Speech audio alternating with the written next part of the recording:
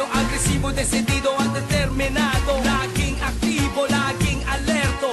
Yan ang katangian ng tunay na apo. At ito ang motto ng mga apo. Kasabay na rito ang tatlong prinsipyo na maging pangulo, maging kaibigan, makapaglingkod sa nangangailangan, kapakipakinabang, maayos at lubos sa tao, sa bayan at lalo na sa Diyos.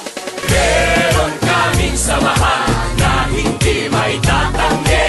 At kahit sa buong mundo, kaya kong ipagmalaki. Alpha Phi Omega, Alpha Phi Omega, Alpha Phi Omega, Alpha Phi Omega. Pero teka, hindi to sa pilitan.